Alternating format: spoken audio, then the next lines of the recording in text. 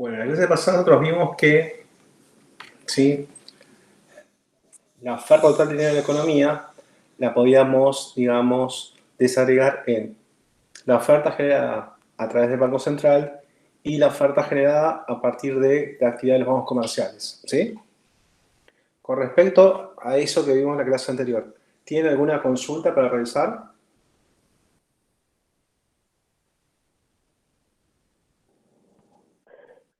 Yo no, profe. No, profe. Bien, entonces, la ecuación básica con la que nosotros trabajamos sería la oferta total de dinero era igual a la base monetaria por el multiplicador. Profe, consulta. ¿La clase anterior habló de operaciones de mercado abierto? No. Ok. Bien. Entonces acá, digamos, tenemos este elemento que es el multiplicador de la base monetaria, ¿sí? En este caso el multiplicador asumió un valor teniendo en cuenta otras dos variables. O sea que el multiplicador es una función que depende de qué variables. De la propensión a mantener billetes y monedas en poder público, ¿sí? Y de la tasa de encaje, ¿sí? Y que si nosotros queremos ver esta relación con alguna estructura algebraica, este es igual a la base monetaria por 1 sobre.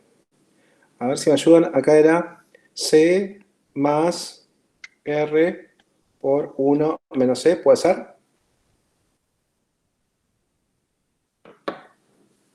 Sí, profe. Entonces, ¿sí? Esta estructura, ¿qué nos permite? Bueno, entender cómo, ¿sí?, nosotros podríamos, ¿sí?, analizar las diferentes formas cómo se podría incrementar la base monetaria o cómo se podría reducir la base monetaria.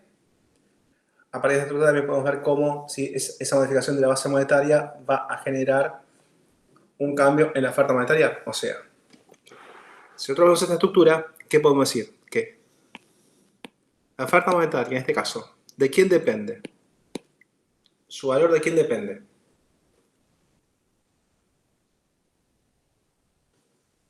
¿Cómo, profe? Perdón. Acá arriba, decimos, la oferta monetaria, ¿no? No es una constante. Depende de otras variables, ¿sí? ¿Cuáles son esas variables que inciden en la oferta monetaria?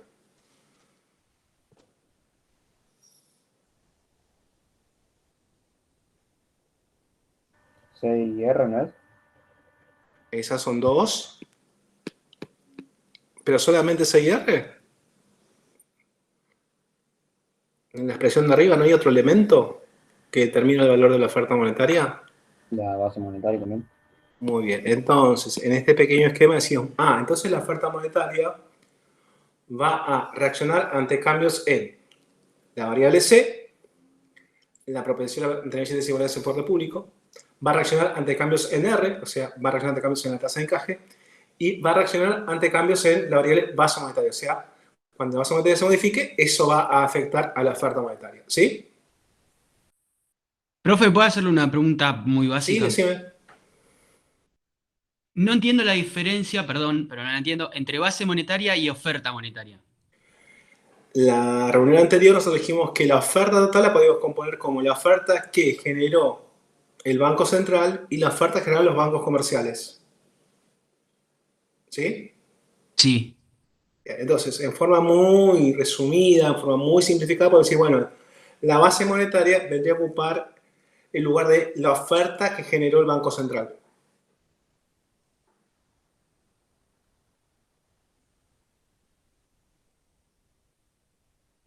No lo seguí, profe. Bueno, a ver. El todo, ¿se puede descomponer en partes? Sí. Bien. Entonces, vos una pizza la podés desagregar en 8 porciones, 6 porciones, 4 porciones, ¿sí? Exacto. Bien. Ahora, si una pizza tiene 8 porciones, 2 porciones, ¿son el todo de la pizza? No. Es una parte. ¿Sí? Bien. Entonces acá decimos, mira, la pizza es la oferta monetaria. Lo que tenemos acá. Esto es el todo. ¿Sí? Bien. Ahora, la partecita de ese todo que aportó el Banco Central, ¿dónde está? Acá. Es la base monetaria. Ok, ok, ok, ahí lo agarré. Esto, ¿quién lo generó? Los bancos comerciales. ¿Y dónde estaría ese resto? Bueno, en la estructura de este multiplicador. ¿Sí? Entonces, si la base monetaria es de 100 y el multiplicador es de 1,5, ¿eso qué quiere decir? Que la oferta total va a ser 100 por 1,5. Claro. O sea que la oferta total va a ser de 150. Entonces, como la base monetaria es de 100, quiere decir que los otros 50 lo aportó el sector de los bancos comerciales. ¿Sí? Entendido. Perfecto, profe. Genial, gracias. Entonces, esta estructura trata justamente de relacionar el todo con sus partes. ¿Sí? Entonces, la oferta total de dinero está relacionada con la oferta que generó el Banco Central y la oferta que generaron los bancos comerciales. ¿Sí? Bien. Entonces, en forma muy sistemática, en forma muy estructurada, decir, entonces la oferta monetaria depende de las poquitas variables que aparecen en la ecuación del medio, la base monetaria, C y R. Sí. Entonces, te quedan que es bueno, a ver, si cambia alguna de estas variables que afectan a la oferta monetaria, ¿de qué forma la va a afectar? Entonces, si aumenta la oferta monetaria, ¿no?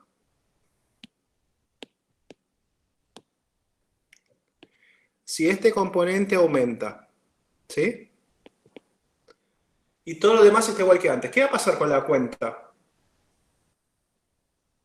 ¿Va a ser igual que antes? ¿Va a ser mayor que antes? ¿O va a ser menor que antes? Mayor no tendría que ser. Va a ser mayor. Entonces quiere decir que si lo único que cambia es la base monetaria y ese cambio es un aumento de la base monetaria, el efecto es, aumentará la oferta monetaria. Sí. Ahora, eso lo hicimos para un aumento de la base monetaria. Ahora, ¿qué pasaría si nosotros planteamos que la base monetaria se reduce? Si todo además está constante, igual que antes, ¿cuál va a ser el efecto sobre la oferta monetaria?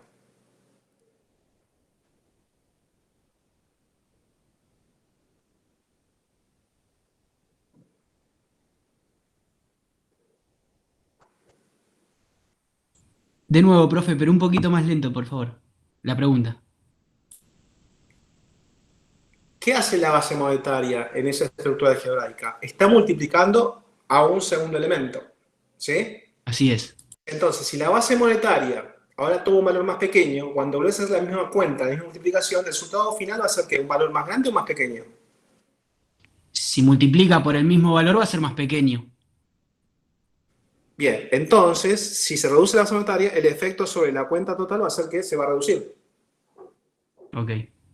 ¿Sí? Entonces, ¿qué estamos observando acá? Que si aumenta la base monetaria, eso va a generar un aumento de la oferta monetaria. Si se reduce la base monetaria, eso va a generar una reducción de la oferta monetaria. ¿Sí? Bien.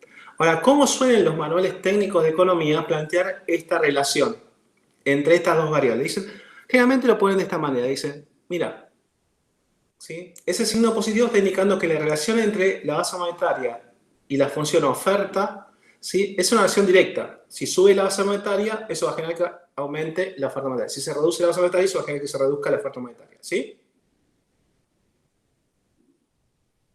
¿Eso es así, profe? ¿Es ley? ¿O puede ser diferente? Puede ser que eso no suceda. A ver. ¿Por qué digo? Porque si yo la base monetaria la multiplico por otra cosa que no sea 1 sobre C más R, bla, bla, bla, me va a dar diferente. Esa es mi duda. Bien. A ver, yo te digo esto.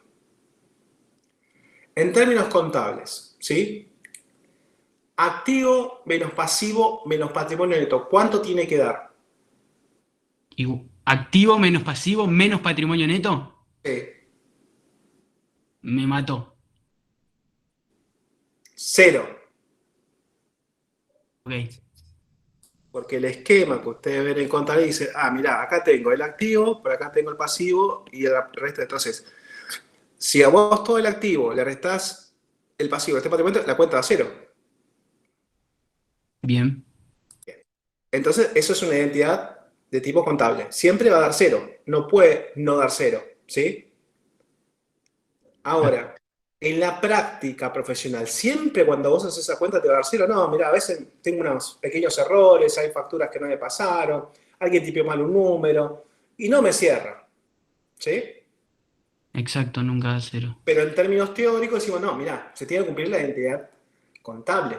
No puede no cumplirse. Después en la práctica, mira, no me cierra esto que yo. Bueno, acá lo que estamos planteando es como esta relación que está acá, ¿sí? En términos teóricos, decimos que es válida. Trabajamos bajo ese supuesto.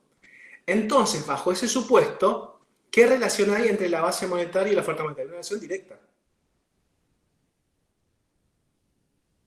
¿Sí? Sí, sí.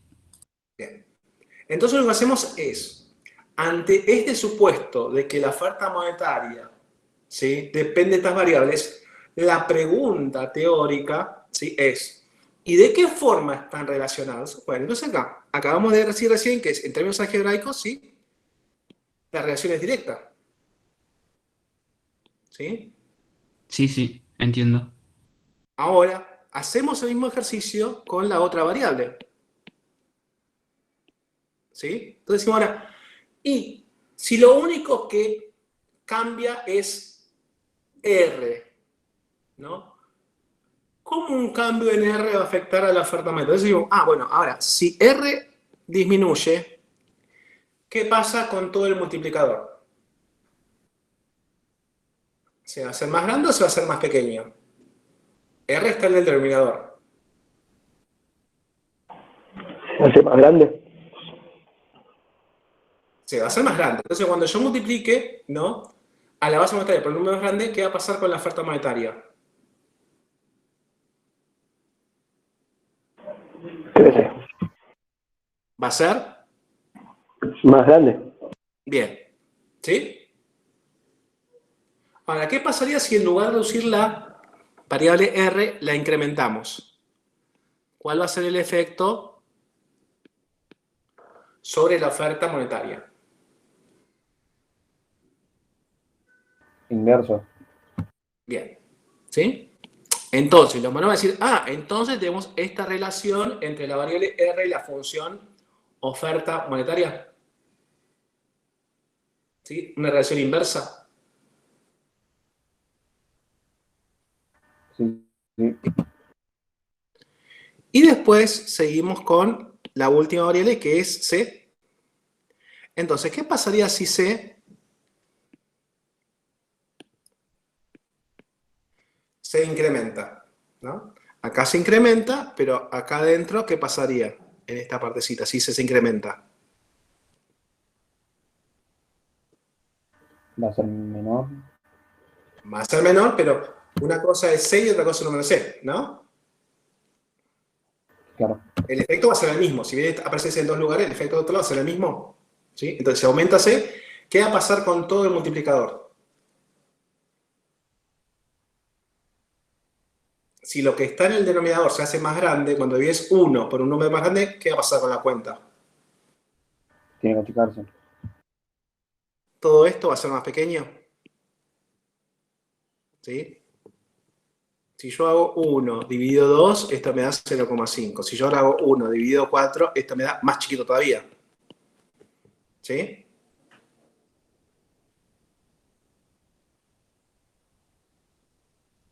¿Se entiende que el multiplicador ahora se va a reducir ante un aumento de C?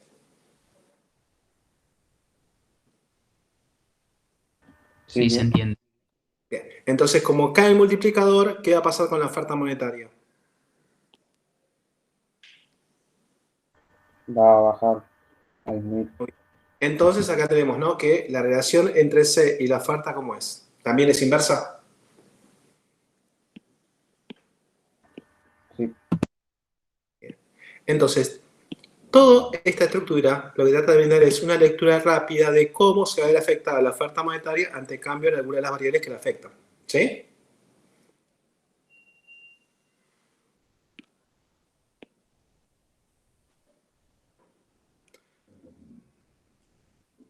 ¿Se entendió lo que aportaría esta estructura para entender cómo la oferta monetaria se ve afectada cuando se modifica la base monetaria, se modifica la variable C, se modifica la variable R?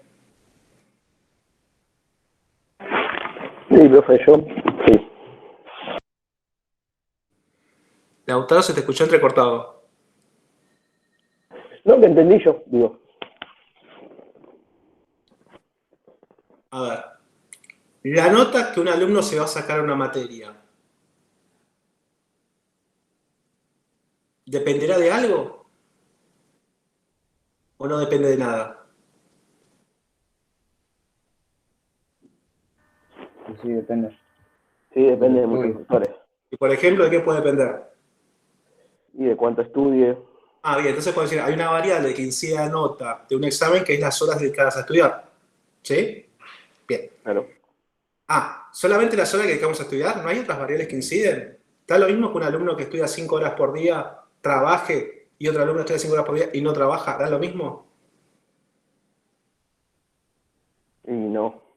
Ah, entonces hay otra variable. Decir, mira, también tenemos que tener en cuenta las horas que esa persona realiza otras actividades, además de estudiar. ¿Sí? Ahora, ¿qué pasa con las horas que dedicamos a estudiar? A mayor cantidad de horas que estudiamos, ¿qué va a pasar con la nota? ¿Se va a reducir o entendemos que se va a incrementar?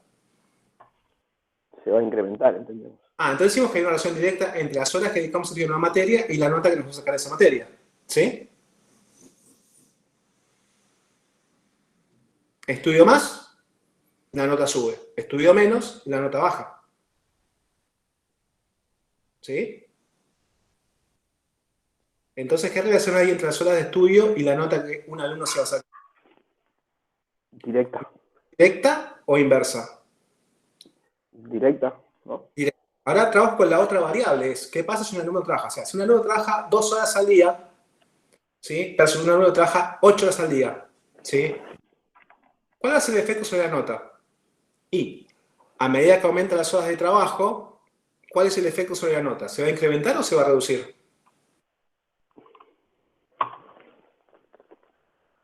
Se va a Se va. reducir.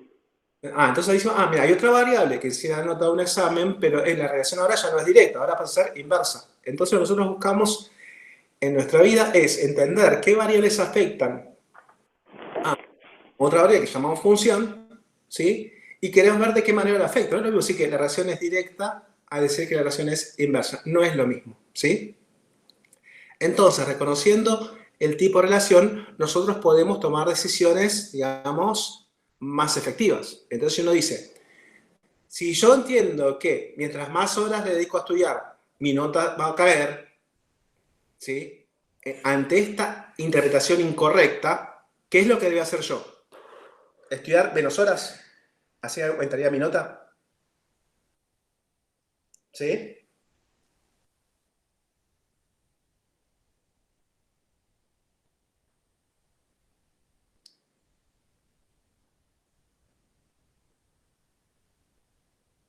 ¿Se entendió la conclusión incorrecta a la que llegué a propósito? Sí. Corrigió lo que no tenía que corregir. Bien, entonces digo, si yo interpreto mal la relación entre dos variables, después mis cursos de acción pueden ser incorrectos, ¿sí? Entonces no es simplemente decir, bueno, creo que es así, creo que es así. No, uno trataría de entender la verdadera relación que existe entre dos variables para luego decir, bueno, ahora que entiendo que se presenta este tipo de relación, ¿sí? La acción correcta que yo voy a emplear es esta. Porque si yo no entiendo la relación entre esas dos variables, puedo terminar tomando una decisión que me perjudica, ¿sí? Entonces, ante esta unidad temática, ¿sí? Los autores que dijeron, mira, vamos a trabajar con una función que es la oferta de dinero y vamos a considerar que esta función va a depender de unas poquitas variables. ¿Cuáles son esas poquitas variables? Por ejemplo, la base monetaria, por ejemplo, la tasa de encaje, por ejemplo, C, que es la propensión marginal a mantener billetes y monedas en poder del público, ¿sí? En el ejercicio que hicimos hace un ratito, yo dije, bueno, ¿qué variables inciden en la nota de un examen? Ustedes me dijeron, una variable es la cantidad de horas que dedicamos a estudiar. Después pusimos una segunda variable que es la cantidad de horas que dedicamos a estudiar. Y si nosotros queremos, podemos agregar otra variable. Por ejemplo, te dice, mira, ¿importa la distancia que vos tenés que recorrer para llegar de tu casa al trabajo y del trabajo a la facultad? ¿Importa o no importa? Da lo mismo tener que viajar 15 minutos para llegar al trabajo y después 15 minutos para llegar a la facultad, a que tengas que viajar 2 horas para llegar al trabajo y después 1 hora y media para llegar a la facultad. ¿Da lo mismo? No, Y no, lo aspectos mismo. de estudio también eso. Bien, entonces nosotros cuando trabajamos, ¿sí? Lo que hacemos es decir, mira, la realidad es muy compleja, ¿sí? Entonces, si yo quiero el detalle de la realidad, ¿sí? Es un trabajo muy complejo que tenemos que realizar. Entonces, ¿qué hacemos en economía? Simplificamos la realidad, ¿sí? El nombre técnico de eso sería modelizar. Ahora, en ese trabajo de simplificación, ¿qué queremos, digamos, eliminar de nuestro análisis? Y aquello que no es tan relevante. Aquello que no es relevante teniendo presente el objetivo de nuestro estudio, ¿sí? Pero lo que no queremos es eliminar aquello que es relevante, ¿sí? Entonces, en este pequeño ejercicio, los autores han dicho, bueno, si nosotros queremos trabajar con un modelo simplificado para entender más o menos, ¿sí? Que hay variables que afectan a la oferta monetaria, entonces trabajemos con este modelo sencillo, simplificado y fácil de comprender, ¿sí?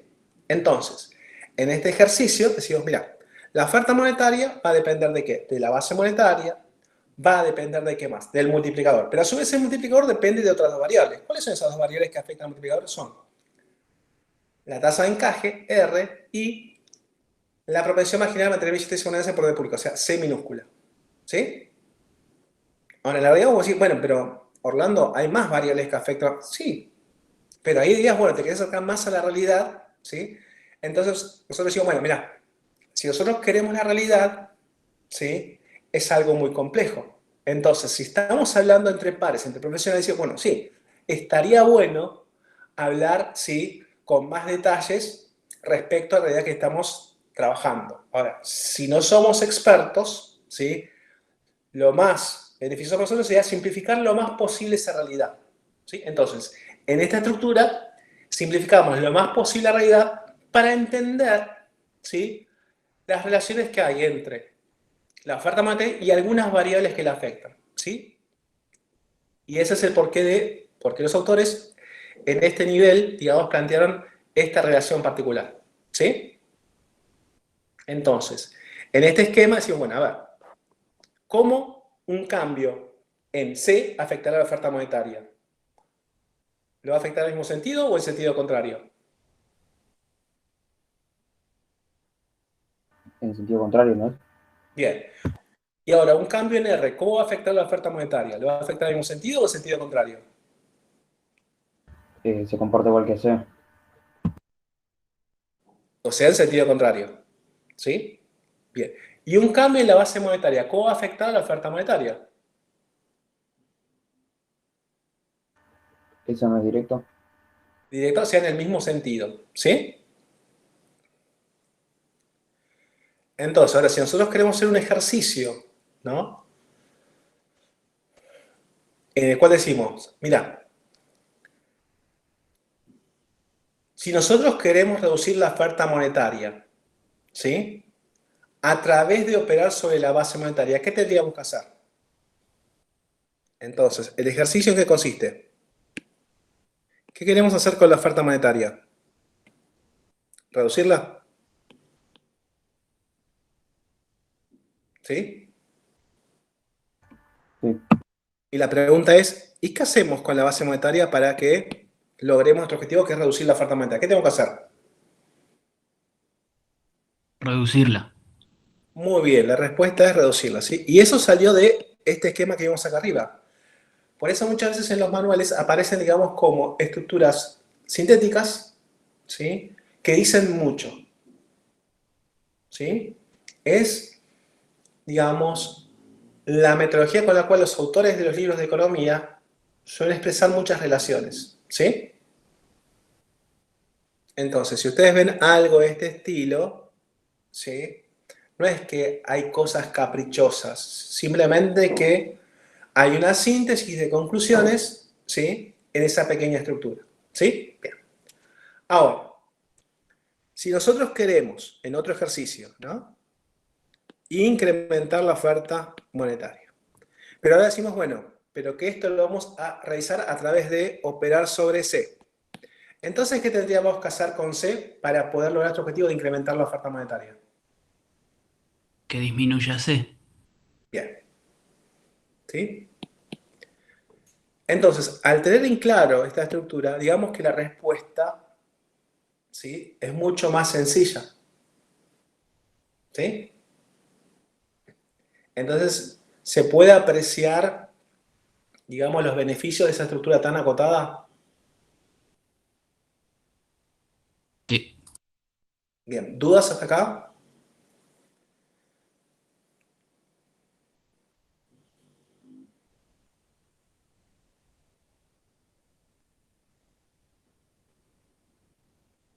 ¿No? No, Bien. Entonces lo que voy a hacer ahora es, ¿no?, plantear esto con otro esquema, ¿sí? Entonces nosotros tenemos acá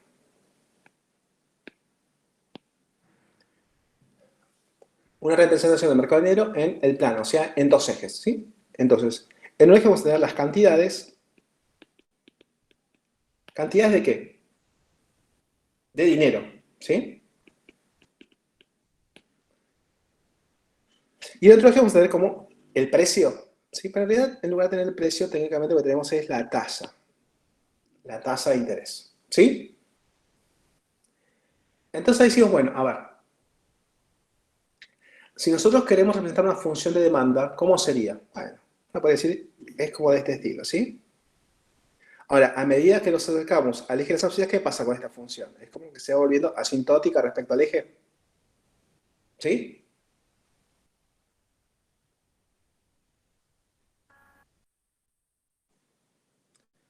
Se puede apreciar que la función de demanda, a medida que nos acercamos al eje de las abscisas, se vuelve como asintótica. Sí, profe, se puede ver. Bien. Entonces, así, bueno, esta sería como una función de demanda. Ahora, el tema es, en este gráfico tengo que representar la función de oferta, ¿sí? Voy a hacer con un trazo en color rojo. Entonces, bueno, ahora, si la función de oferta está acá, ¿sí? ¿Qué pasa con la tasa de equilibrio? Y es aquella para la cual la oferta y la demanda son iguales, ¿sí? O sea, sería esta de acá,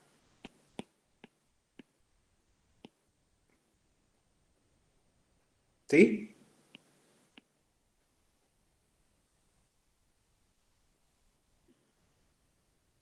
¿Se entiende por qué la tasa es la tasa de equilibrio del mercado de dinero? sí, sí. Bien. Ahora, ¿qué pasaría si nosotros aumentamos la oferta de dinero? ¿Sí? ¿Cuánto? Vamos a poner acá, vamos a ver un poquito esta para que se vea larga, ¿sí? La vamos a aumentar en dos casilleros, o sea, vamos a mandar para acá, ¿sí? Entonces ahora, la que antes era la tasa de interés de equilibrio, la I supra 1, ¿sigue siendo la tasa de interés de equilibrio del mercado de dinero? No.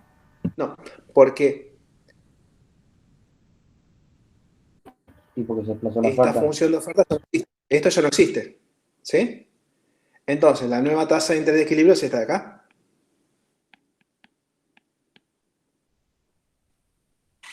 ¿sí? Se entiende que al desplazarse la función de oferta, se modifica la tasa de interés de equilibrio, ¿sí?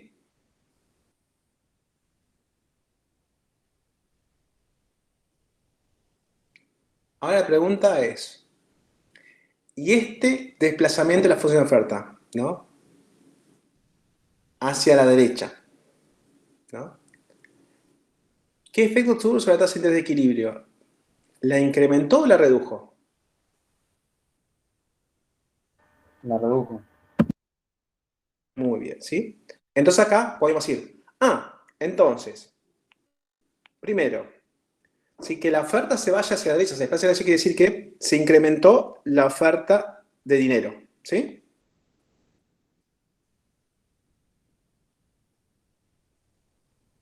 Y eso que generó en el gráfico, ¿qué pasa con la tasa de interés de equilibrio?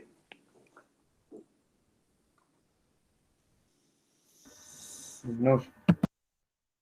¿Sí? En forma, digamos, en una lectura rápida de lo que pasó en el gráfico, decimos, bueno, el aumento de la oferta monetaria generó una disminución de la tasa de interés de equilibrio. ¿Sí?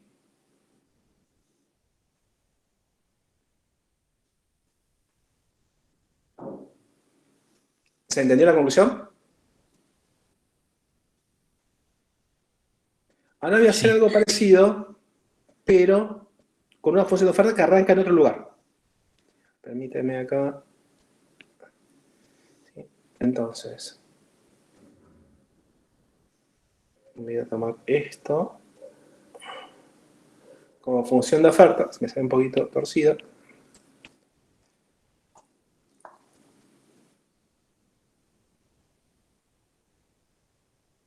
Entonces, para esta tasa, ¿qué tenemos? Pero para esta oferta tenemos una tasa de equilibrio, sería esta, y de equilibrio, voy a ponerle ahora A, ¿sí? Ahora, ¿qué pasa si hacemos lo mismo de antes? O sea, aumentar la oferta monetaria en la misma cantidad que decimos, o sea, antes lo desplacé en ¿cuánto? En 2 casilleros, ¿sí? Ahora voy a hacer lo mismo. Voy a desplazar en 2. ¿Y ahora qué pasa con la tasa de interés de equilibrio? ¿Se modifica? Sí, ¿no? Muy poco. Prácticamente, o sea, está prácticamente la parte horizontal de la función de demanda, ¿sí? Entonces ahí decimos, mira, ahí se da el caso de que, bueno, ¿sí? Las dos tasas, la A y la B, son prácticamente la misma, ¿sí? Por no decir que son la misma, Así es. ¿sí? Bien. Entonces acá, ¿sí? Podríamos decir, entonces ahora tengo como otra interpretación de esto. Voy a decir, paso 1. ¿Qué pasó? Incrementamos la oferta monetaria, lo mismo que antes, ¿no? Ahora, y después el paso 2. ¿Qué pasó con la tasa de equilibrio? ¿Se modificó? Apenas, ¿no? Bueno, o sea, es apenas porque el gráfico, digamos, a mano no me da, digamos que no se modificó. Vamos a decir que no, claro.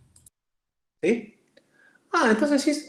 Entonces, cuando vos incrementás la oferta monetaria, a veces tenés como efecto que reducís la tasa de interés de equilibrio del mercado de dinero y a veces no. ¿Sí? O sea, cuando vos realizás la misma acción, no siempre tenés el mismo resultado. ¿Sí?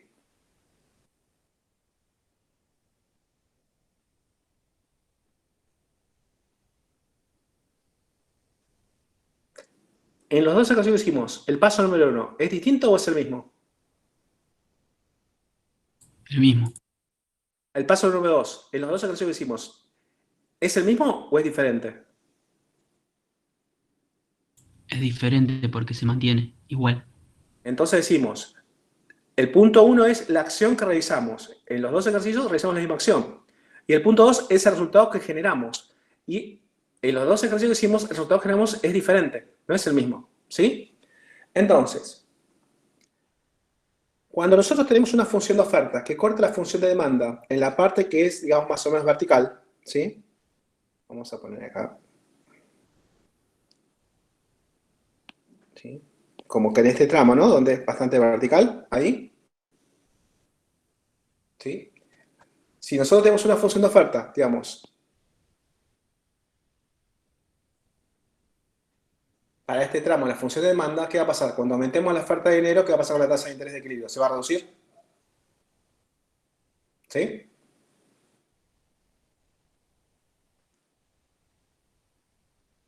Sí. Ahora, cuando trabajamos con este otro plano, donde ya la función de demanda está casi plana, ¿no? ¿Qué va a pasar? Si aumentamos la oferta de dinero, la tasa de interés, ¿se va a reducir? No, se va a mantener.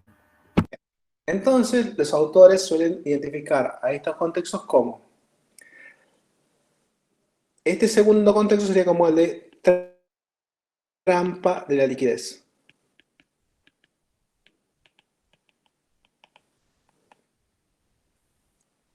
¿Sí? O sea, cuando la función de oferta corta la función de demanda en la parte plana prácticamente, ¿sí? estamos en un contexto de trampa de liquidez. Y cuando la función de oferta acorda a la función de demanda en la parte, digamos, vertical, estamos en un contexto de no trampa de liquidez. ¿Sí?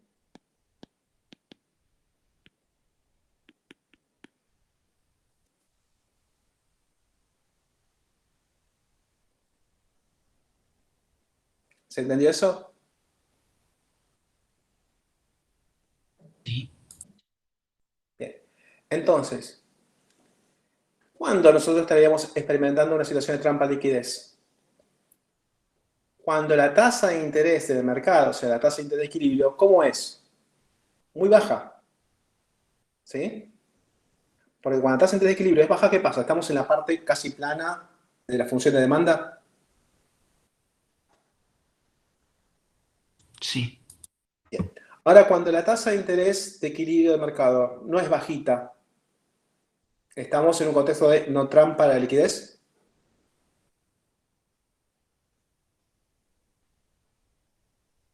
No, porque podría ser alta, pero estar igual, digo, si está paralela, seguiríamos estando en trampa, ¿se entiende lo que digo? No, porque, Si estos digamos, dos tiene puntos estuvieran arriba, si la cinta alta, estuviera más alta. claro, alta está por acá, digamos, por acá. ¿Sí? Baja es que es casi cero. Ok, Vamos desde, digamos, de lo intuitivo de la charla de caso. Si la tasa de interés es prácticamente del 0,001% al mes, ¿cuánto más puede bajar? nada. Bueno, entonces, cuando la tasa de interés es muy baja, ¿sí? Estamos en un contexto de trampa de liquidez. Entonces, por más que inyectes más dinero en la economía, la tasa ya no puede bajar más. ¿Sí? Sí. Ahora, si tenés una tasa alta, o no cercana a cero, entonces si vos inyectás más dinero en la economía, entonces ¿cuál sería el efecto? Que podés reducir la tasa de interés de equilibrio de la economía. ¿Sí? Ok, sí. Entonces, digamos, eso trata de explicar este modelito. ¿Sí? Entonces dice, mira, si nosotros decimos que el contexto de trampa de liquidez es un contexto, digamos, atípico, ¿sí? No habitual, ¿cuál será el contexto habitual?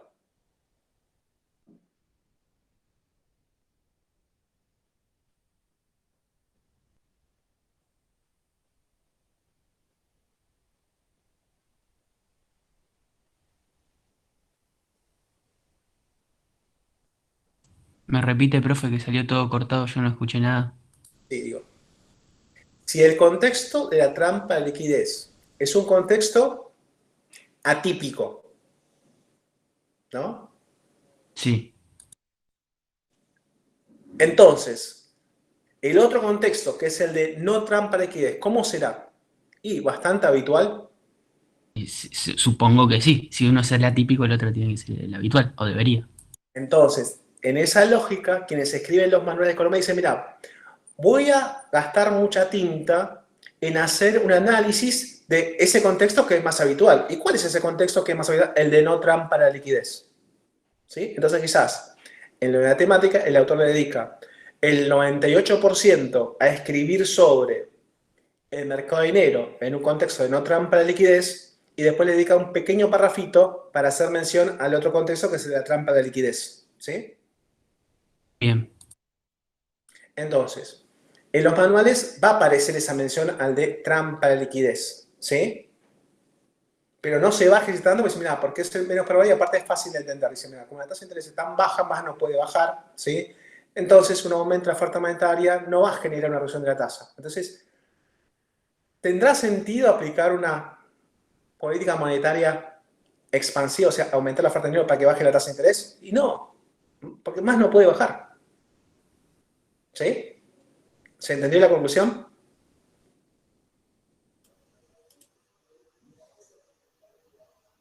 Sí, se entendió, profe. Bien. Entonces, esto tiene que ver con, ¿sí?, entender las funcionalidades de una herramienta y el contexto en el cual esa herramienta debe ser aplicada y el contexto en el cual la herramienta no debe ser aplicada. ¿Sí? Entonces, ¿ustedes saben cómo se utiliza la herramienta cuchara y la herramienta tenedor?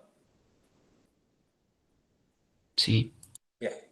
Entonces, las dos herramientas, escuchate, no fueron creadas para que el ser humano pueda alimentarse, ¿no? Entonces, dice, cuando me explicaron, ¿sí? ¿Para qué se determinó? Estas herramientas sirven para que una persona pueda alimentarse. Bárbaro.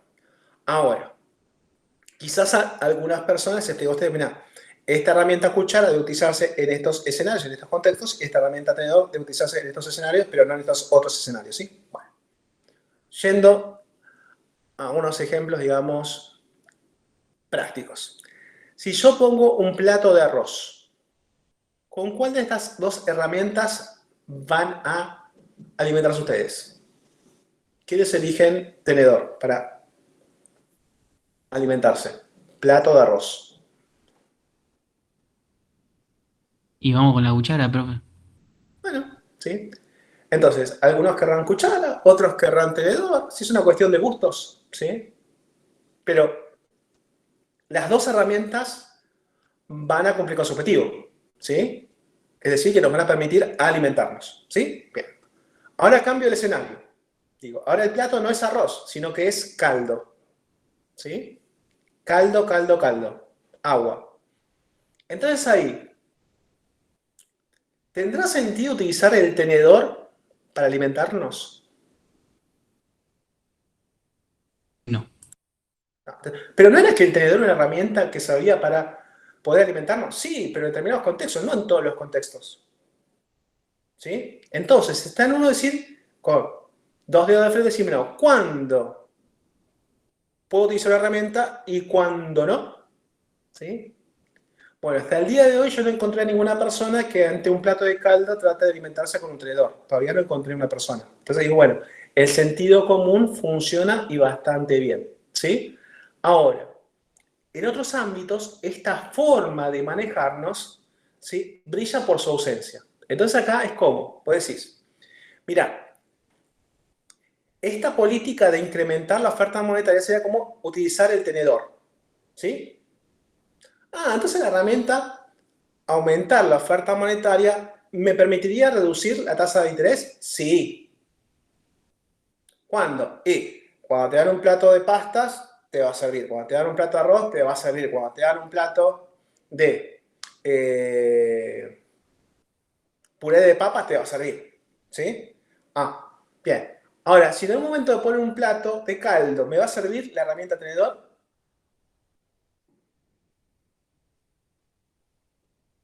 No. No. Entonces acá, ¿sí? Esta política, ¿no? De incrementar la oferta de dinero, ¿sí? Dice, mira, en este contexto, acá, la puedes utilizar. Es como utilizar el tenedor para comer arroz, puré de papa, fideos, ¿sí? Ahora, nunca utilices esa herramienta en este contexto, pues sería como tratar de usar el tenedor para consumir el caldo, ¿sí? ¿Se entiende la analogía? Sí. Bien, entonces, los manuales generalmente dicen, mira, te vamos a dar las bondades de incrementar la oferta monetaria para reducir la tasa de interés. ¿Sí? Te van a hablar mucho de eso, pero están hablando de este contexto, que sería como el más habitual, ¿no? Y después en un parrafito, al final, en el medio, en pie de página, en algún lugar, decir, bueno, pero ojo, hay escenarios donde esta herramienta no la tenés que aplicar. ¿Y cuál es el escenario? El que denominamos trampa de liquidez. ¿Sí? Bien, ¿y por qué en ese escenario, ¿sí? No tendría sentido aplicar esta herramienta? Bueno, y ahora voy a explicar eso, ¿sí? Pero antes de explicar, ¿no? En detalle esto, ¿alguna duda con lo que vimos?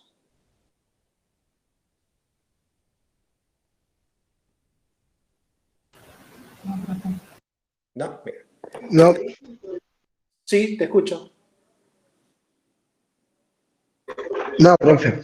Gracias. Bueno, entonces ahora sí, voy a trabajar con el contexto más habitual, o sea, el de no trampa de liquidez. ¿Sí? Bien. Entonces, empecemos así, ¿no? Una función de demanda. ¿Sí? Acá tenemos la oferta. Vamos a ver. ¿Qué pasa si la tasa de interés arranca por acá arriba? Vamos a llamarla A. ¿El mercado va a estar en equilibrio?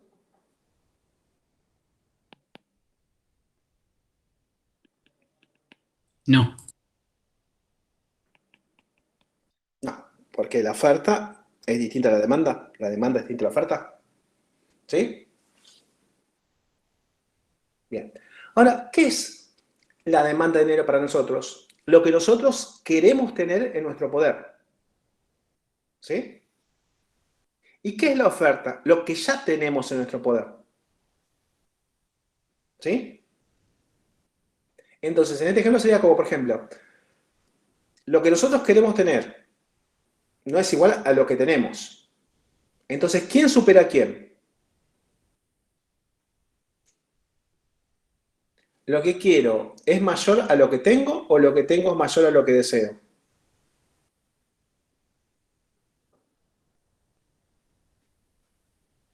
Lo que tengo es mayor. Muy bien, ¿sí? Entonces, cuando pasa eso, decimos que tenemos un exceso de oferta de dinero. ¿Sí? La oferta mayor a la demanda. Entonces, ¿qué quiere decir exceso de oferta de dinero? Quiere decir que tenemos más de lo que queremos. ¿Sí? ¿Y qué quiere decir que tenemos más de lo que tenemos? Que caja es muy grande para nosotros. Lo que tenemos en caja, en el rubro caja, es muy grande. Entonces, por ejemplo, si nosotros tenemos en caja, ¿no? Digamos, 5.000 pesos. ¿Qué quiere decir? Que 5.000 es mucho, no queremos tener tanto en caja. ¿Sí? ¿Cuánto queremos tener? Digamos, 4.000. ¿Sí? Entonces, 5.000 es mucho, pero lo que nosotros queremos es 4.000. ¿Sí? Entonces, ¿qué vamos a hacer nosotros con esta disconformidad? ¿Vamos a aceptarla o vamos a tratar de combatir esta disconformidad?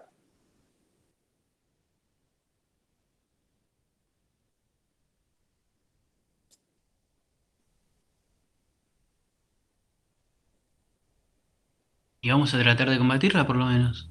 Muy bien, entonces, ¿ustedes tienen el poder de reducir caja? Sí. Ahora, les voy a plantear dos opciones. Una opción es, como ustedes tienen 5.000 y quieren tener 4.000, lo que van a hacer es, van a agarrar 1.000 y lo van a destruir, le van a prender fuego.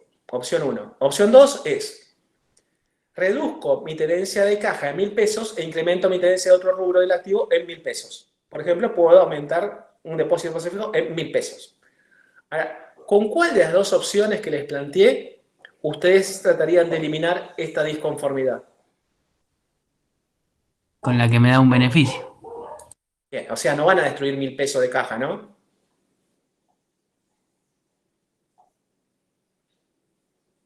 No, no. No, entonces lo que voy a hacer es reestructurar sus rubros. Van a reducir caja y a reducir caja van a incrementar otros rubros del activo. Por ejemplo, depósito de plazo fijo. Ahora imaginen esto a nivel país, ¿no? Que la mayoría de las personas sienten esta disconformidad. Dicen, mira, tengo mucha caja, quiero tener menos, ¿y qué hago? Bueno, parte de caja lo mando a otros rubros. Y dentro de esos rubros están los depósitos. Entonces, imagínense a nivel país, que todas las personas dicen, bueno, una parte de esto lo voy a hacer, lo voy a convertir en un depósito a plazo fijo. Entonces, cuando las personas van al banco a realizar depósitos fijos, ahora habrá muchas colas, ¿qué van a hacer los gerentes de los bancos cuando vean colas para hacer depósitos? Bajan la tasa de interés. Muy bien, entonces esta disconformidad va a generar que la tasa tienda a reducirse porque los agentes económicos van a accionar para eliminar esta disconformidad. Entonces, a medida que, ¿sí?, accionan los agentes, ¿qué pasa con la tasa? Se reduce hasta que llegamos a ¿qué? A una tasa que equilibra el mercado. ¿Sí?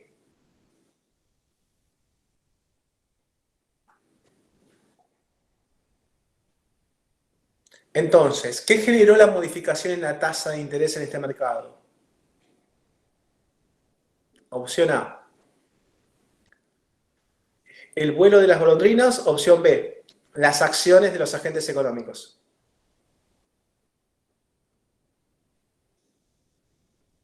Las acciones, profe. Bien, entonces, la tasa de interés no cambia porque sí, cambia porque los agentes económicos han accionado en la economía y esas acciones repercutieron sobre la tasa. ¿Sí? Bien. Ahora planteemos el otro escenario, que decimos, bueno, ¿y qué pasaría si la tasa no arranca tan alto, sino que arranca más bajo? Por ejemplo, acá. para esta tasa sub B, ¿el mercado no está en equilibrio? No. ¿Y por qué no está en equilibrio? ¿Porque lo que tenemos es mayor a lo que deseamos o lo que deseamos es mayor a lo que tenemos? Lo que decíamos es mayor a lo que tenemos. Bien, entonces tenemos un exceso de demanda de dinero. ¿Sí? Entonces acá lo que estamos haciendo es, mira, tengo, ¿sí? En caja tengo, ¿sí? 5.000, pero yo no quiero tener 5.000, quiero tener más de 5.000. ¿Sí? ¿Quiero tener cuánto? 7.000 pesos. Entonces, ¿qué van a hacer los agentes para sacarse esta disconformidad? Lo contrario, aumentar la tasa de interés. Van a reducir sus tenencias de otros rubros para poder incrementar sus tenencias en caja. Y dentro de reducir sus tenencias en otros rubros del activo, van a echar mano a los depósitos a plazo fijo. Es decir, voy a sacar una parte de los depósitos a plazo fijo y lo voy a dejar en el rubro caja. ¿Sí? Ahora, si nosotros vemos esto a nivel país, ¿qué va a pasar? Que se van a armar nuevamente largas colas en los bancos, pero en lugar de hacer colas para depositar, va a hacer colas ¿para qué? Para retirar dinero. Y cuando los gerentes de los bancos vean esto, ¿qué acción van a implementar en sus entidades financieras? ¿Quieren que toda la gente se vaya con su dinero? No, van a aumentar los intereses para que haya más plazo fijo. Muy bien, entonces van a tentar a esta persona, mira, te subo la tasa y fíjate atrás si tenés ganas de retirar dinero. Entonces, a medida que aumenta la tasa, ¿qué va a pasar con ese exceso de demanda? Se va a reducir hasta que lleguemos nuevamente a la tasa de interés de equilibrio. ¿Sí?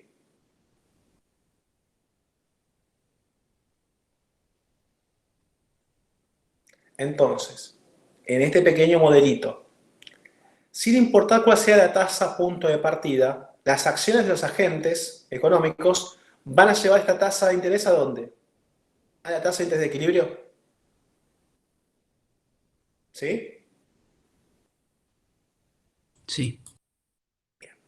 ¿Se entendió entonces la dinámica, cómo los agentes van a generar los cambios en la tasa hasta llegar a la tasa de interés de equilibrio?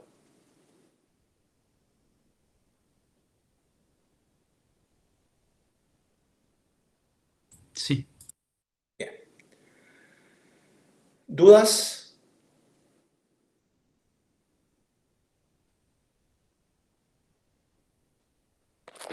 ¿No? Profe, ¿esto es el capítulo 16 de Mochón? Me mataste con el número. ¿Sí? Pero es uno que habla del dinero. ¿Sí? ¿Mercado de dinero? Sí, creo que es el capítulo 15, por eso. Ah, bueno. Ahora voy a hacer una pequeña variante de lo que acabo de explicar, ¿sí? Porque ustedes en términos contables son más receptivos que si hablo, digamos, con ejemplos económicos, ¿sí? Entonces, ahora voy a plantear lo mismo, pero como lo plantean los manuales de economía, ¿sí? Entonces, ustedes cuando arman, ¿sí?, los rubros del activo, ¿qué rubros tienen ahí? Caja, ¿no? Y por acá tienen depósitos a plazo fijo, ¿no? Que son con los que estuve trabajando recién. ¿Sí? Bien. Ahora esto lo vamos a comparar, ¿sí?, a los bonos, como una inversión, ¿sí? Cuando ustedes invierten, ustedes tienen ¿qué? Un activo, ¿sí? Sí. Bien.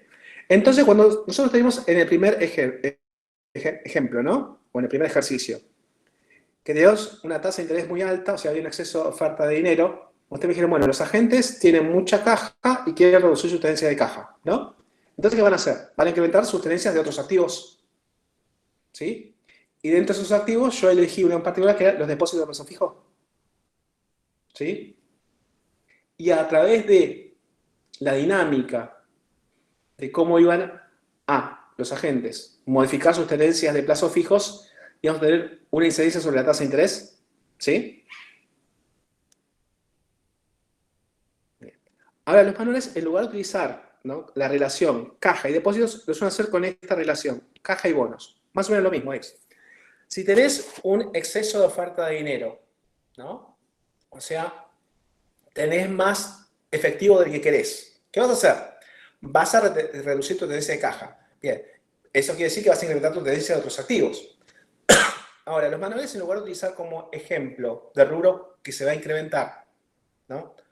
Los depósitos los van a utilizar al rubro bonos, ¿sí?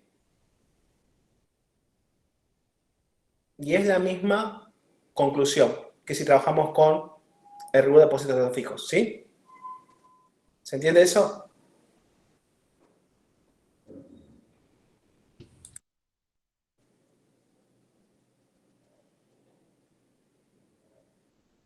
Si vos querés reducir tenencias de caja, ¿qué vas a incrementar? Tus tenencias de bonos. Si vos querés incrementar tus tenencias de caja, ¿qué vas a reducir? Tus tenencias de bonos, ¿sí? Lo mismo que hacíamos con el plazo fijo. ¿Se entendió esta última modificación?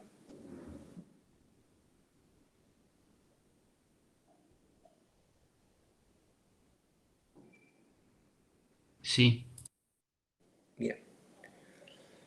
Entonces, cuando ustedes vayan a la materia matemática financiera, van a ver, digamos, por qué esto es así, ¿sí? Entonces, ahora simplemente voy a dar un pequeño ejemplo, ¿sí? De todas las variantes que podemos trabajar. Entonces, ¿qué es un bono? Es como un pagaré, ¿sí? Que nosotros adquirimos y eso nos permite que percibir ingresos a lo largo del tiempo, ¿sí? Entonces, depende de cómo sean las características del pagaré, puedas cobrar, ¿sí? Varias veces, una sola vez, ¿sí? Puedes cobrar por separado los intereses y la deducción parcial. ¿Sí? O sea, hay muchas variantes, pero vamos a decir esto. Un bono te dice, si vos me prestas plata, yo te voy a devolver esto. Te voy a devolver 100 pesos acá y 100 pesos acá. ¿Sí? Eso es lo que dice el bono. Te voy a pagar 100 pesos dentro de, por ejemplo, un año y 100 pesos dentro de 2 años. ¿Sí? Bien. Ahora, eso es lo que yo voy a decir. Ahora, a mí no me van a regalar ese bono, lo tengo que pagar. O sea, lo que yo voy a pagar por ese bono es lo que voy a invertir. ¿Sí? Entonces, si yo acá, lo que voy a invertir, lo pongo con valor negativo, ¿no? Para que se vea lo que invierto. Digo, si yo acá invierto, por ejemplo, 150 pesos, ¿sí? En la inversión de 150 pesos me permití cobrar 100 pesos dentro de un año y 100 pesos dentro de 2. O sea, que voy a tener una rentabilidad positiva. ¿Sí?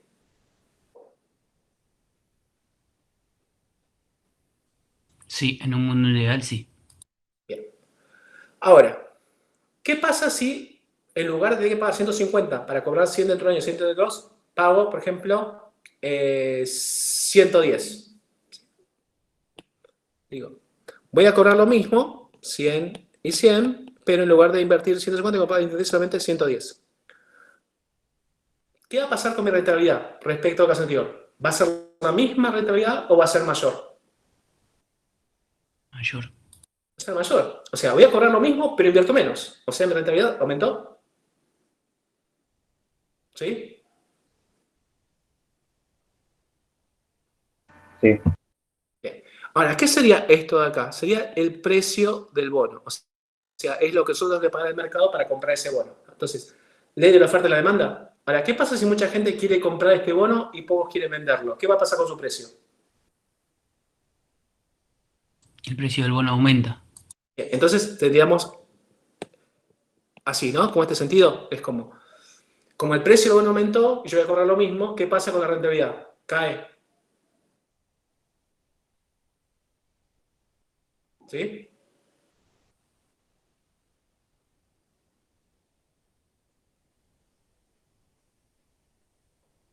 ¿Se entendió que si muchos quieren comprar y pocos quieren vender, el precio va a subir? Sí. Y al subir el precio, ¿va a caer nuestra rentabilidad?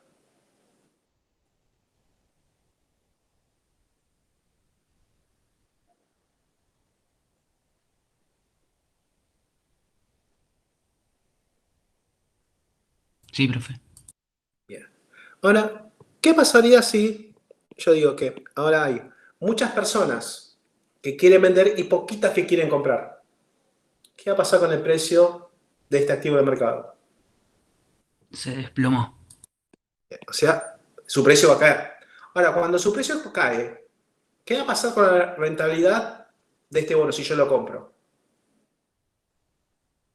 Aumenta. Voy a cobrar lo mismo que antes, pero voy a invertir menos. ¿Sí?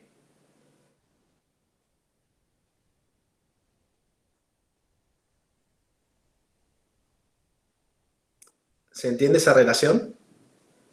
Los bonos siempre trabajan así, profe, siempre tienen te pago tanto y se respeta eso.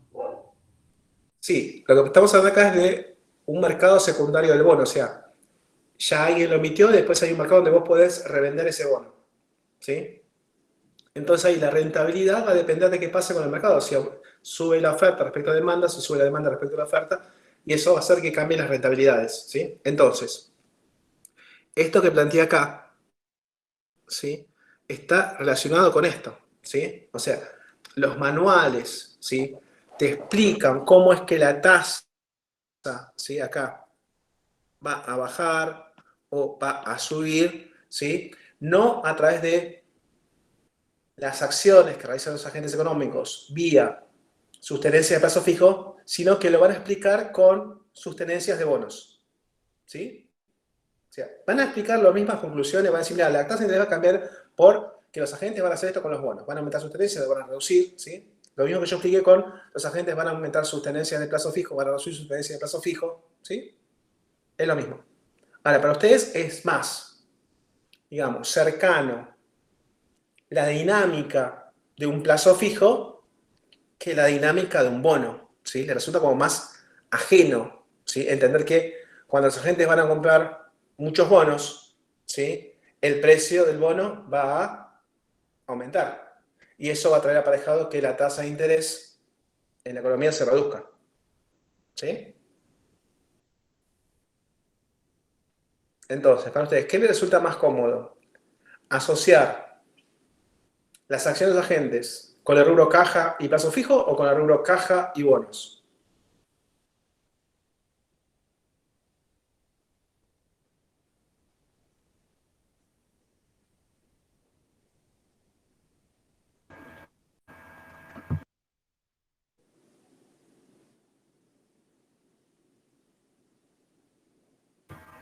Yo creo que con la primera, profe. Igual una vez que explica con la de caja de plazo fijo, la de los bonos se entiende también.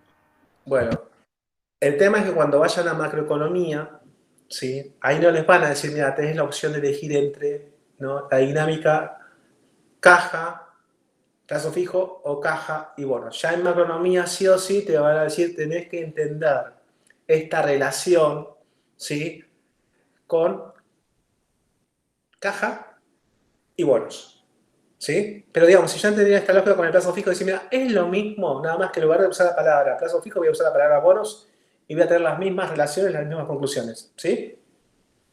Guárdenselo para, digamos, macroeconomía. Si acá explican con la relación entre caja y plazo fijo, está bien para nosotros, ¿sí? Pero para macroeconomía, ahí sí, le va a decir, no, no, no, nada de trabajar con plazo fijo. Acá trabajamos con bonos, porque el manual dice que la explicación es con el rubro bonos, ¿sí? Profe, ¿los fondos común de inversión trabajan como bonos? No. Los fondos, digamos, los activos financieros, ¿sí? Podemos tener activos financieros del sector privado y activos financieros del sector público, ¿sí? Entonces, por una cuestión de simpleza, uno puede decir, bueno, a ver, si yo quiero ser muy simplista, digo, bueno, los bonos los puedo asociar a los activos financieros que han emitido los gobiernos, ¿sí? Y las acciones serían, digamos, los activos financieros que emitieron las empresas privadas, ¿sí? Eso es una simplificación, como para decir, bueno, mira, tenés los dos tipos, ¿sí? Después hay otra clasificación y digo, mira, vos podés tener títulos de renta fija, es como que todo está pautado en un contrato, como hoy usted me presta esta cantidad de plata y yo voy a pagar estos intereses en los siguientes pagos, ¿sí? Y le voy a devolver lo que usted me prestó en esta secuencia de pagos, ¿sí? Entonces está todo estipulado en un contrato. A eso se denomina títulos de renta fija, ¿sí? Entonces ahí, digamos, el Estado, ¿sí?, es más proclive a inundarse con esta metodología. En cambio, las empresas, mira, cuando vos me prestás, ¿sí?, en realidad lo que estás haciendo es comprando acciones de mi empresa. Y yo no te voy a garantizar una rentabilidad, porque cuando vos compras acciones de mi empresa, vos te sumás al riesgo que yo tengo con la empresa. Entonces, si hay ganancia, se repartirá de forma proporcional. Ahora, si hay pérdida, y no se va a repartir nada, ¿sí? Bueno, eso lo van a ver en la materia administración financiera, ¿sí? el detalle de, bueno, cuántos, ¿sí?, activos financieros puedo tener en el mercado, ¿sí?, las diferencias entre uno y otro, ¿sí? Después, cómo nosotros nos manejamos con respecto al riesgo, ¿sí?, qué puedo hacer con el riesgo, lo puedo transferir, bueno, lo puedo diversificar, bueno, eso, administración financiera, ¿sí? Ok, gracias, profe. Bueno, y ahora sí cierro esto. ¿Por qué expliqué todo esto? Bueno.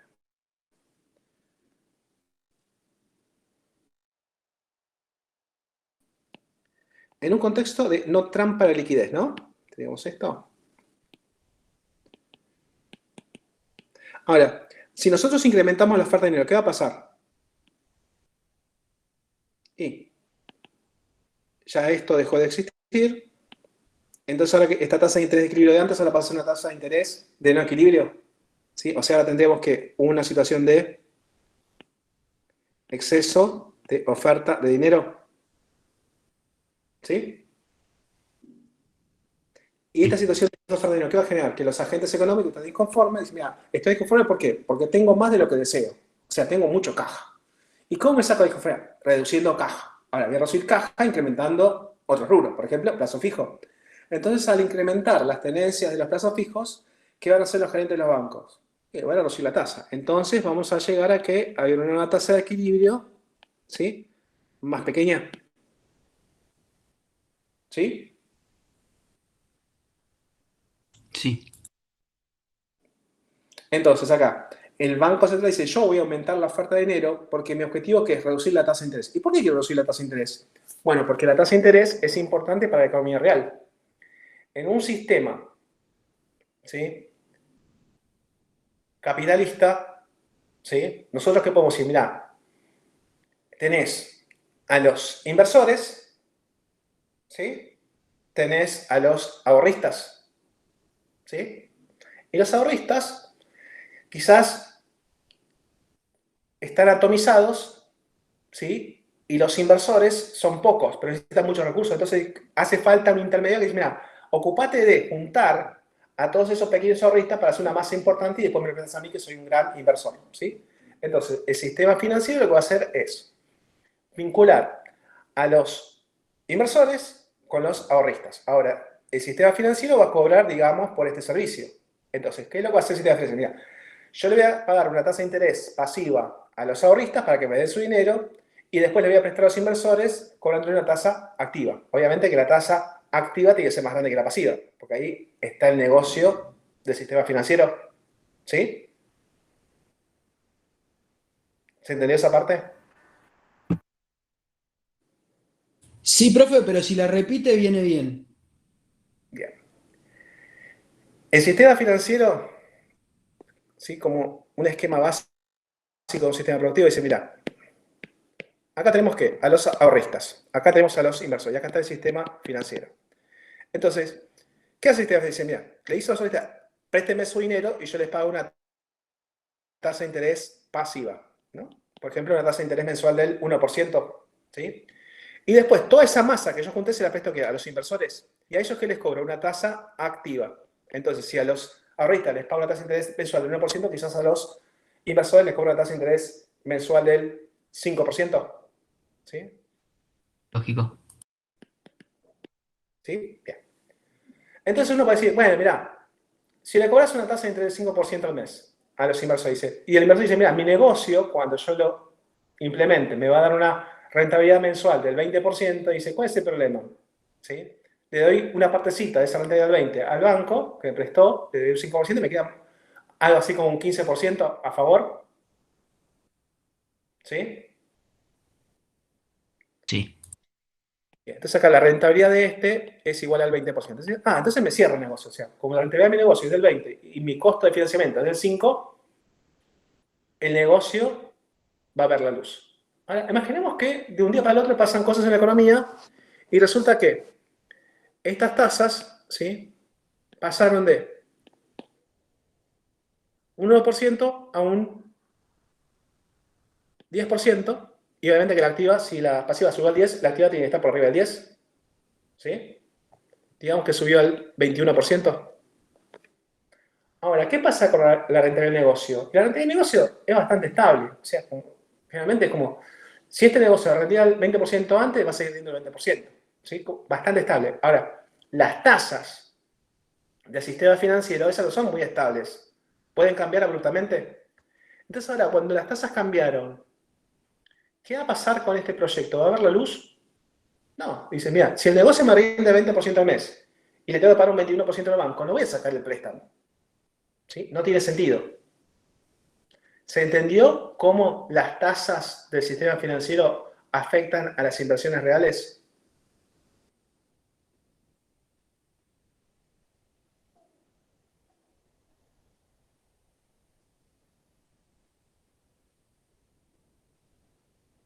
¿Pueden escucharme? Sí, profe. Bien.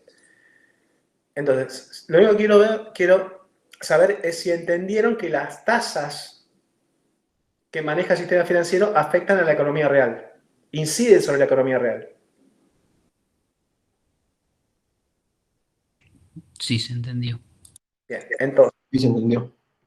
¿por qué nos importa la economía real? Porque mira, la economía real, quien invierte dice, mira, si voy a invertir, voy a contratar personas. O sea, la economía va a contratar personas. Esas personas que son contratadas van a tener ingresos. Esas personas que van a tener ingresos van a poder consumir. ¿Sí? Por eso nos importa lo que pasa en el sistema financiero. Por eso nos importa qué pasa con la tasa. ¿Sí? Entonces, si las tasas están muy altas, quizás decir, mira, esto no ayuda a la economía real. Estaría bueno que las tasas del sistema financiero se reduzcan. ¿Sí? Para ayudar a la economía real, al sector privado de la economía real. ¿Sí?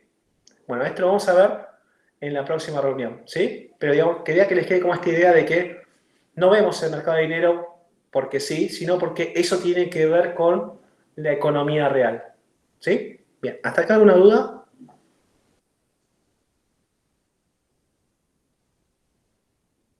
No, profe. No, profe. Bueno, entonces voy a pasar a hacer una pequeña reseña de la resolución del práctico, ¿sí?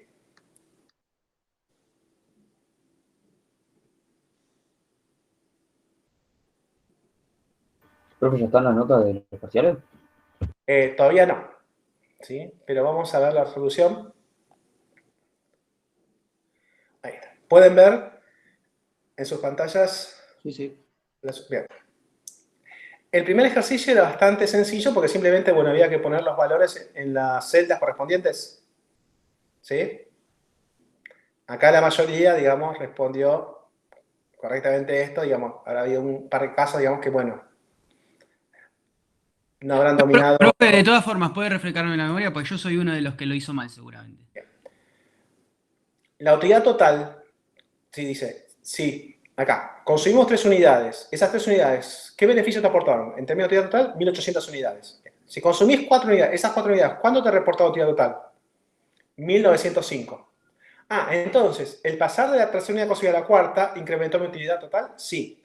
¿Y en cuánto incrementó mi utilidad total? En 105 unidades. Entonces, estos 105 de acá sería la utilidad marginal de la cuarta unidad consumida.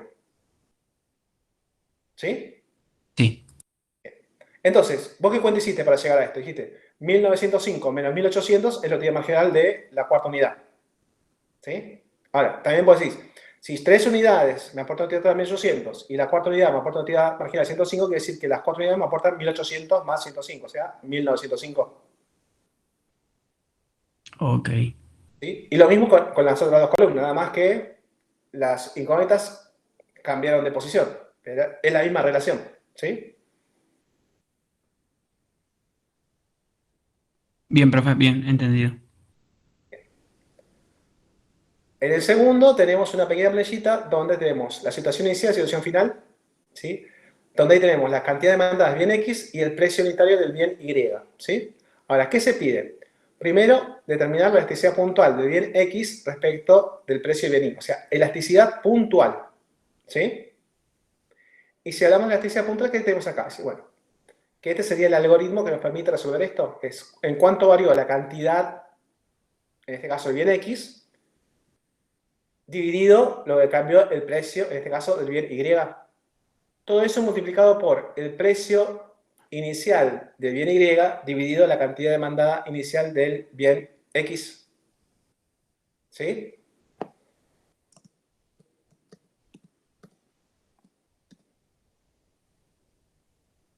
¿Sí? Entonces, ¿en cuánto cambió la cantidad? Y pasó de 2000 a 2400. Entonces, ¿en cuánto cambió? En 400. 400, sí. Bien, 400 positivo. Ahora, el precio pasó de 1000 a 900. Entonces, ¿en cuánto cambió? ¿En menos 100? No, yo puse 100 la pucha. Ok. Después, ¿cuál es el precio inicial del bien Y? 1000. ¿Cuál es la cantidad demandada inicial del bien X? 2000. ¿Sí? Y después simplemente hacer la cuenta. ¿Sí? Entendido. Bien. La segunda parte decía, bueno, interpreta este resultado. O sea, ¿qué lectura hacemos de este menos 2 acá? Bueno, hay diferentes formas. Entonces acá puse una opción de respuesta concreta para cómo fue planteado este ejercicio, ¿no? Situación inicial final. Y bueno, por cada 1% que disminuye el precio del bien Y, porque el precio del bien está disminuyendo, la cantidad demandada del bien X se incrementa en un 2%. ¿Sí? El número de acá dice en qué porcentaje se va a modificar la cantidad demandada del bien X. Y el menos me dice que, digamos, va a cambiar en sentido contrario. Entonces, si el precio disminuye, la cantidad se va a incrementar. ¿Sí? Esa, digamos, como la primera respuesta válida. Que en este caso, digamos, como la respuesta frutilla del postre, ¿no? La otra, que también era válida, es decir, bueno, si la hago un poquito más general, por cada 1% que cambia el precio del bien Y, la cantidad demandada del bien X se modifica en un 2% en sentido contrario. ¿Sí? ¿Dudas con este segundo requerimiento?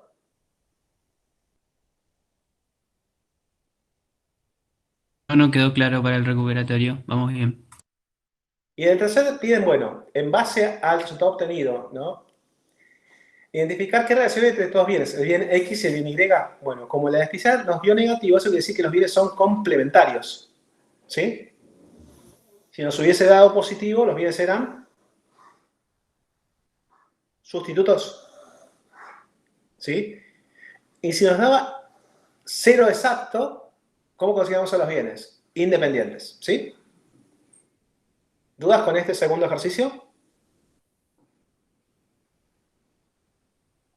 ¿No? Bien, avanzamos con el tercero. Bueno, primero vamos al cuarto, que es el más rapidito. ¿Sí? Luego vemos el tercero. Bueno, en el cuarto, nos dan las funciones de demanda y de oferta. ¿Sí? Y nos piden que, de existir, que determinemos a través de un desarrollo analítico, desarrollo matemático, ¿sí? Las cantidades y el precio de equilibrio. ¿Sí? Entonces, ¿qué tiene que pasar para que exista el equilibrio? Y la cantidad de demanda tiene que ser igual a la cantidad ofrecida. ¿Sí? La demanda tiene que ser igual a la oferta. Entonces, simplemente equiparo a esas dos funciones, ¿sí? Y al equipar las funciones tengo una sola cosa, que es el precio. Despejo el precio y ese será el precio de equilibrio. Dice, este precio 125 es el que permite que la cantidad de demanda sea igual a la cantidad ofrecida. Y después tenemos que ver cuál es la cantidad de equilibrio de este mercado. Entonces, para un precio 125, ¿cuál va a ser la cantidad de equilibrio? ¿61.250? ¿Sí? ¿Dudas con este ejercicio?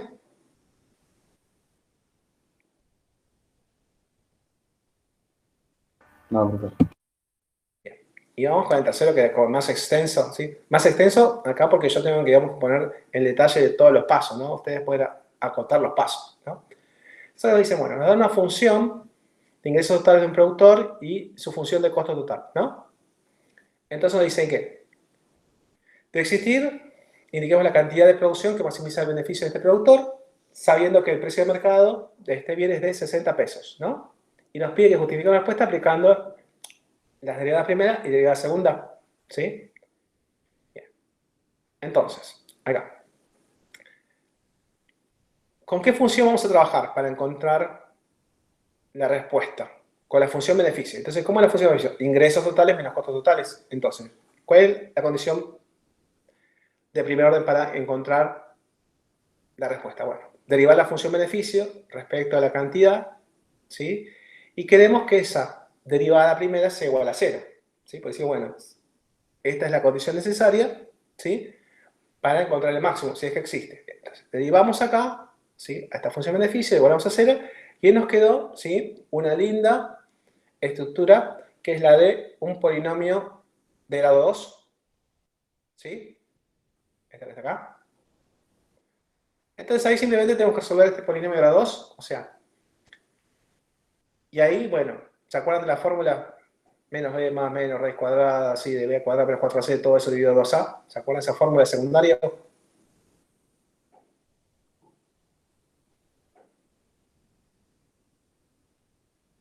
¿Están ahí? Estamos acá, profe. Bien. Entonces, simplemente tengo que aplicar la forma que vimos en el secundario, ¿sí? Entonces, al determinar, ¿sí? Estos dos valores candidatos, decimos, bueno, uno ya nos da negativo. Decimos, mira, ¿podemos tener una producción negativa? No.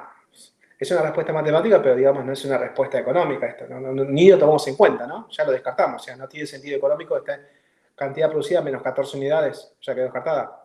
La que sí sigue en carrera es la segunda, que es de 25,21073535. Entonces, bueno, parece que el candidato, el volumen de producción que permitiría maximizar el beneficio sería esta de 25,21.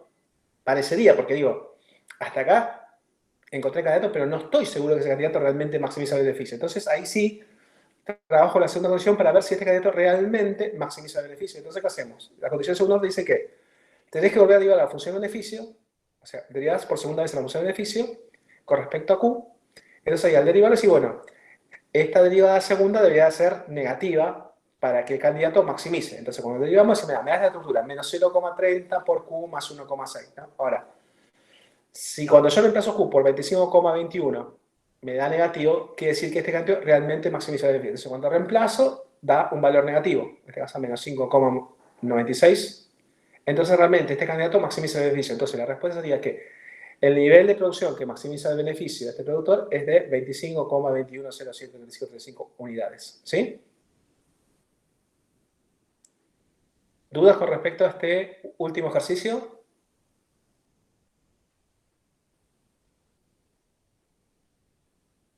No, profe. ¿No? Bien. Bueno, de mi parte les agradezco, ¿sí? La participación y bueno, nos estaremos viendo el próximo martes, ¿sí? ¿Y qué más? Nada más. ¿Todos recibieron el archivito que les mandé de la reunión pasada, que era un Excel con unas notas?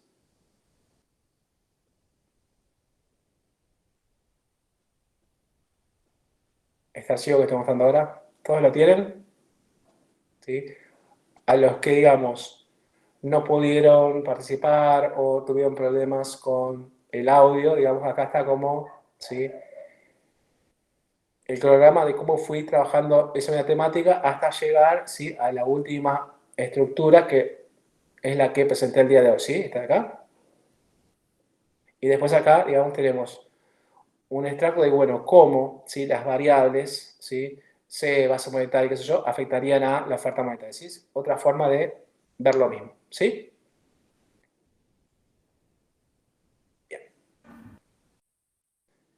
Entonces, si lo tienen, digamos, acá tienen como, digamos, el detalle de por qué arranqué hoy con esa estructura. Y bueno, y la semana que viene trataremos de seguir redondeando estos temas de, ¿sí?